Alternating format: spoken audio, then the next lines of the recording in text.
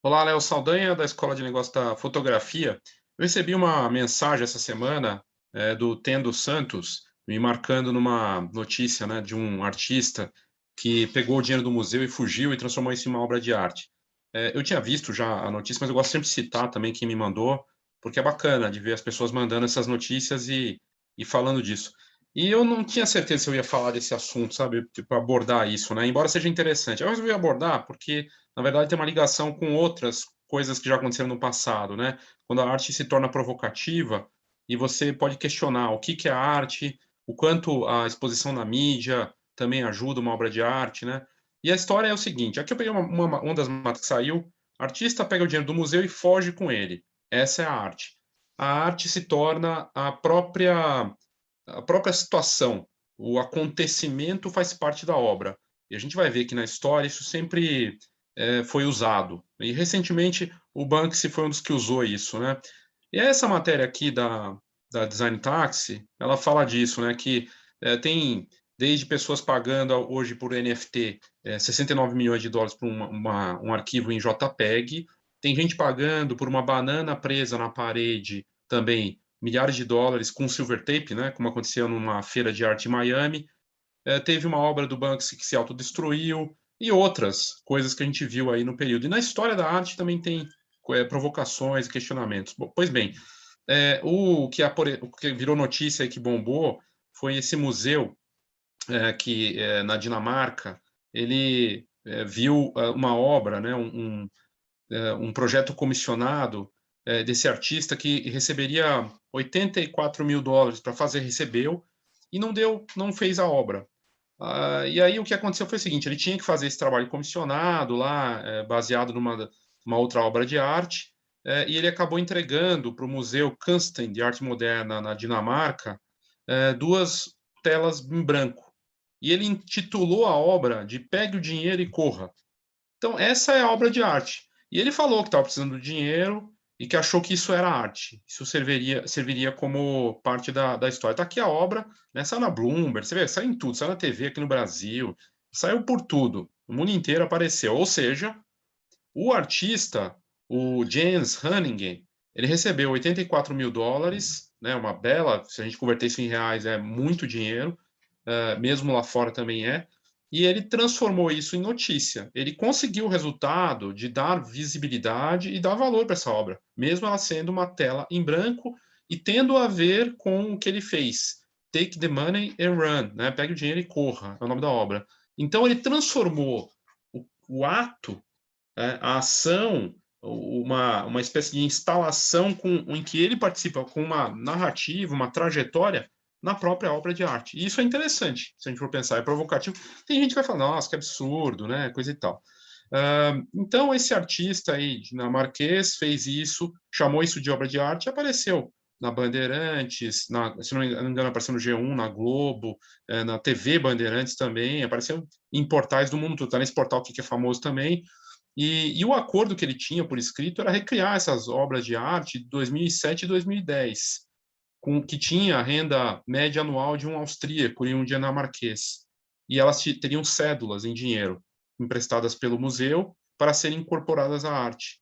E, no entanto, quando a caixa com a obra chegou e o museu encontrou essas molduras vazias e nenhuma nota de banco. Então, ele pegou o dinheiro para ele, né? Ele usou o dinheiro que estaria ali na obra e, e ele falou que o ato não é roubo. Ele disse que é uma quebra de contrato e a quebra de contrato faz parte da obra. Né? Até isso ele transformou em arte. Ou, alguns vão dizer, ele roubou. Também é uma forma de ver. Isso não deixa de chamar atenção. E aí fala aqui que era uma obra que tinha uma mídia mista, que era a média de quanto uma pessoa ganha entre 2010 e 2021, e também tanto para um dinamarquês quanto a renda média de um austríaco entre 2017 e 2021. E essas notas deveriam estar lá, ou seja, ele pegou o dinheiro que ia ser usado e usou para isso. Uh, e assim, aí aqui a matéria fala, né, que fez isso por estética, mas ele falou que levou a fazer essa obra porque ele se sentiu enganado por quanto o museu estaria pagando a ele pelo trabalho, expressando que foi um tapa na cara, considerando o contexto do projeto. Ou seja, ele recebeu dinheiro para colocar nessa obra e ele ia ser pago por um valor provavelmente muito menor, provavelmente não, com certeza bem menor. E ele resolveu transformar isso na história toda, né? O dinheiro que estaria na tela, que ele ia aplicar ali as notas, ele pegou. E aí ficou vazia. E não deixa de ser uma história, né? Que ele cria aí e tudo mais. Ele ia receber, o Henning ia desembolsar 25 mil coroas suecas, ou seja, quase $4.000 por conta própria, para poder fazer, para produzir essas peças. Aí o site ArtNet News, o museu segue com a retaliação por enquanto, já que o projeto se destina a uma exposição permanente sobre como os artistas se inserem no saturado mercado de trabalho. E, enfim, é interessante porque, na verdade, o mercado saturado de trabalho tinha a ver com dinheiro, valores, e ele transforma isso numa uma forma de instalação e também num manifesto ao mesmo tempo. O Museu de Arte Moderna Kunsten, ele espera receber o dinheiro emprestado de volta e está pensando em envolver a polícia. E o artista diz que quer ficar com o dinheiro. Aí a gente vai para outras matérias, essa aqui bem bacana, que foi feita pelo Peter Turguniev, que narrou e falou aqui. Eu vou correr, tá com mais 50 mil visualizações e 9 mil curtidas aqui no YouTube. E vamos ver aqui o que ele fala. Compraria esse tipo de arte? Esse é o Visão Libertária, sua fonte de informações descentralizadas e distribuídas. Recentemente, o artista Jens Hanning recebeu do Museu de Arte Moderna Kunsten, em Aalborg, na Dinamarca, um total de aproximadamente R$450 mil em coroas dinamarquesas para criar uma reprodução de uma obra de arte famosa dele, que representa os salários médios anuais de um austríaco e de um dinamarquês. A obra, criada há 11 anos, tinha o nome pitoresco Salário Médio Anual de um Austríaco. Era uma obra feita em 2007 que mostrava várias coroas dinamarquesas em 2 quadros, um para o austríaco e outro para o dinamarquês. Porém, ao entregar a encomenda, o museu foi surpreendido com 2 telas em branco, devolvidas exatamente como haviam sido enviadas pelo museu. O artista assumiu ter pego o dinheiro dizendo que estava precisando de grana e rebatizou a obra de Pegue o Dinheiro e Corra. Segundo ele, é um conceito novo que mostra como artistas dinamarqueses são explorados pelos museus. De fato, segundo ele, o sentido da obra é o mesmo, mostrar como os dinamarqueses,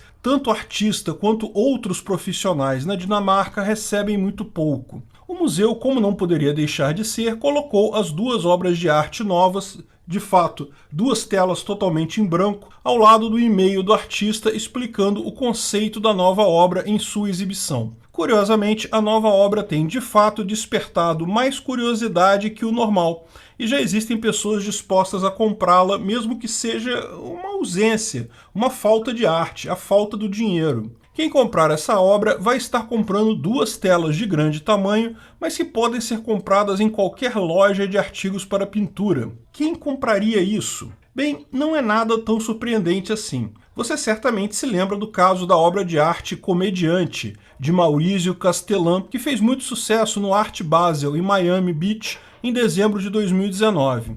A obra consistia em uma banana presa com uma fita cinza. O texto ao lado da obra explicava que se tratava de uma banana comum comprada na quitanda ao lado do museu e pregada com um pedaço de fita cinza. A obra não apenas fez sucesso, como rapidamente foi vendida por $120 mil, algo como R$620 mil, logo no primeiro dia da exposição. A compradora foi uma especialista francesa de arte que não quis se identificar. A ideia de vender a obra, como explicado pelo artista, fazia parte do conceito da mesma. O artista, então, rapidamente providenciou uma segunda versão da obra. Ele deixou claro que saiu do museu, foi na quitanda mais próxima dali, comprou uma dúzia de bananas por $2, comeu a maior parte, pegou uma delas e fez a segunda versão da obra, que, novamente, foi vendida rapidamente por $120 mil para um colecionador americano. O que você faria nessa situação? Bem, é lógico, o artista fez exatamente isso. Comprou uma terceira banana por mais $2 e fez a terceira versão da obra. Infelizmente, nesse meio tempo, a obra já havia ficado famosa e atraiu um grande público, até que outro artista, David Datuna, resolveu fazer uma outra obra de arte com base nesta obra de arte, uma instalação como ele mesmo explicou. Ele pegou a banana, que naquele momento já havia sido vendida 2 vezes, e comeu ela. Sim, essa instalação artística tem até um nome, chama-se Artista Faminto, segundo seu autor. Não sabemos se alguém já comprou esta obra, mas eu não duvido não. Quando entrevistado, perguntaram qual era a opinião dele sobre a obra Comediante, do Maurizio Castellan, e ele mandou ver, estava gostosa. Mas aí, como a obra ficou tão famosa, na terceira vez ela acabou sendo vendida por US$ 150 mil. E sim, foi vendida uma terceira vez. Bom, o cara que adquiriu sua banana tão cara não precisa ficar preocupado por ela ter sido comida. O artista original já repôs a obra, comprou uma quarta banana na quitanda e colocou lá. Ninguém teve prejuízo. Agora, por que alguém compraria tal obra, mesmo que por alguma hipótese você goste dela? Se trata de uma obra que vai apodrecer em poucos dias, como qualquer banana. Certamente o artista vai fornecer um certificado de autenticidade, você vai ter o recibo da compra, mas a obra em si acabou. Lógico, o fato de tais obras de arte não terem nada a ver com a estética é evidente. Sobre uma discussão mais avançada acerca da estética e do valor de obras de arte, veja o vídeo Em Defesa da Estética. Existe um outro caso ainda mais icônico, A Menina com o Balão, de Banksy. Era uma obra conceitual que, a essa altura, você já pode achar até normal perto das demais. Não é algo particularmente interessante, mostra uma menina estendendo o braço para um balão vermelho. A curiosidade dessa obra é que ela continha um shredder, um fatiador, na parte de baixo da obra. Imediatamente após ser vendida por US$ 1,4 milhão, o artista acionou o shredder que destruiu metade da obra. Mas essa não era a intenção do artista, ele queria que destruísse a obra completamente. O mecanismo infelizmente falhou e não conseguiu destruir a obra inteira, como era a intenção dele. Curiosamente, no mercado de arte, estima-se que ela passou a valer 20 vezes mais, exatamente devido à tentativa do artista de destruir a obra, logo depois de tê-la vendido, e a falha no mecanismo. O comprador original, porém, não pretende vender a peça. Em todos esses casos, cabe perguntar exatamente o que essas pessoas estão comprando. Lógico, não vamos perder de vista o motivo pelo qual muitas obras de arte são compradas e vendidas, mera elisão fiscal. Elisão fiscal, vocês sabem, são medidas que você pode tomar dentro da lei para evitar pagar impostos. É o contrário de evasão fiscal ou sonegação fiscal. Essas sim seriam medidas ilegais para o mesmo fim.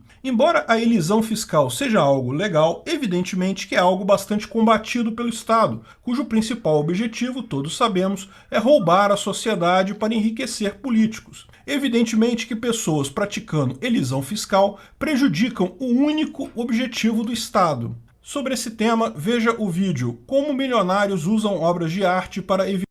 Então você veja, aqui é até bem polêmico o que esse canal aqui coloca, o Visão Libertária, né? Mas é interessante porque realmente ele dá uma visão completa de coisas que eu tinha separado para falar, e no fim ele traz também no mesmo vídeo, né? Do Banksy, da banana. No caso da banana, eu lembro da obra que ele coloca um certificado, mas ele também fala que tipo de banana que deve ser e como é que você faz para trocar. Então, você tem posse daquilo e pode revender, enfim. Lembrando que o NFT também, você tem um JPEG que poderia ser um print screen, e é uma coisa questionável, mas a posse é o certificado. E no caso do Banksy, tem gente que questiona se aquilo lá não foi também uma jogada do Banksy para não funcionar inteiro e não ter detonado, triturado completamente, para ser até tudo aquilo ajudar no processo, porque torna a história ainda mais incrível, né? Do fato de ter parado de triturar em determinado momento. Mas, de qualquer forma, é a arte como um acontecimento. O livro do Vargas Llosa, A Civilização do Espetáculo, ele talvez indique uma resposta para tudo isso. A gente vive numa civilização do espetáculo em que tudo pode ser um acontecimento, em que a literatura, o cinema, a arte e todo o resto é impactado por isso. Então, deixa de ser apenas você fazer arte para você mostrar como é essa arte, ou provocar uma coisa absurda e criar algo que envolve o espetáculo em si, né? Então, isso acaba valorizando No caso da banana, isso valorizou. No caso do Banksy, também valorizou, tinha uma obra dele ali, né, todo um acontecimento, e você compra uma obra que vale ainda mais. E o fato de ser a banana, as pessoas, você viu, uma terceira opção, foram lá, compraram, gastando uma fortuna. Aqui, no caso, ele faz uma crítica, né? No caso do Jen Hennings, ele faz uma crítica e, ao mesmo tempo, traz um lado controverso. Ele recebeu um dinheiro, usou esse dinheiro que ia ser usado na obra, mas ele ia gastar, o que ele ia receber de fato ia ser muito menos do que aquela obra representava de fato ali do valor do montante. Então, as condições perfeitas para isso. E aí, na fotografia, vários casos de fotos. Tem uma foto que é aquela foto do Rio, né? Que eu não lembro o nome agora do fotógrafo, tá entre as mais caras de todos os tempos. É só uma foto não tem nada demais naquela foto. E ainda assim ela vale milhões de dólares. E outras fotos que valem milhões também são simples imagens, assim, teoricamente. Agora, aí vale o pensamento aqui de coisas da arte, que é interessante a gente olhar, né? Isso não é um cachimbo do, do, do... Aqui vai aparecer na obra, que é bem interessante, né? Uma obra que trazia o desenho do cachimbo, mas isso não é um cachimbo. This is not a pipe. E é uma obra de arte de 1929, ou seja, muito antes das redes sociais, muito antes de tudo que a gente tem em tecnologia, da TV e tudo mais. O artista surrealista belga René Magritte fez uma obra fundamental que nos fez pensar sobre o objeto em si, sua representação. É sobre representação e não sobre o objeto do pensamento em si, que incide a charge. A charge, como o quadro de Magritte, uma representação. Isso não é um cachimbo, não é um cachimbo, mas você vê um cachimbo aqui, é uma obra de arte. Então, tem essa provocação que vem lá de trás, né? E eu lembro também de aulas de arte na faculdade, do Duchamp e o mictório. Ele transforma um urinol de porcelana branco, é uma das obras mais representativas do dadaísmo na França, foi uma obra criada em 1917, antes do cachimbo, e do Marcel Duchamp, e levantaram a possibilidade de, na verdade, a obra ser de autoria da pintora, poeta, escultora, baronesa, coisa e tal. Sempre tem uma polêmica. E aí foi vandalizado essa obra em 2006, no Pompidou, em Paris, que atacou com martelo, né? Ele foi preso e tudo mais. Provoca muito, porque como que isso pode estar né, num grande museu, num espaço de arte, e ser considerado um mero mictório, aqui uma imagem, né, caramba, né, um urinol. Mas é isso, arte é subjetivo. E o artista, aqui no caso, isso é a parte mais importante, né? Seja a Banana, o Banksy, o dinamarquês com a sua obra em branco ali do quadro, seja da Banana, quem cria essa história, quem gera tudo isso no valor e tudo mais, com o acontecimento e esse espetáculo, vamos dizer assim, nesses casos mais recentes, que é possível hoje com as redes sociais e tudo que está acontecendo, é o artista. É o artista que vai gerar esse valor e criar toda essa celeuma, né? esse barulho em cima e fazer valer mais. E aí é isso, a obra de um quadro em branco lá, que pode ser comprado em qualquer loja, como diz o vídeo, ela vale mais lá, as pessoas querem comprar, e talvez ele consiga vender essa obra, talvez o museu ganhe muito mais com essa nova obra dele do que a obra original. Ou talvez o artista possa vender uma nova obra, mesmo sem ser aquela, com a mesma ideia, mas é uma obra dele, e faturar muito mais com o dinheiro que ele ficou e conseguir devolver o dinheiro para o museu, porque ele fez arte com esse acontecimento, com essa instalação que envolve a própria narrativa em si, todo acontecimento. Não deixa de ser fascinante e, ao mesmo tempo, assustador, né? Pensar que uma banana pode ser vendida por milhares de dólares e uma obra, enfim, mas tem uma história por trás. E a decisão, quem faz isso, quem consegue fazer isso, é o artista. O artista que provoca isso. E aí vai da ousadia dele também. É isso, notícia insólita da semana, mas bastante interessante também, por outro lado. E até fotografias são vendidas por milhões de dólares, uma única foto, e muitas pessoas questionam também esses valores absurdos para certas fotografias. Ok, é isso, obrigado e até a próxima.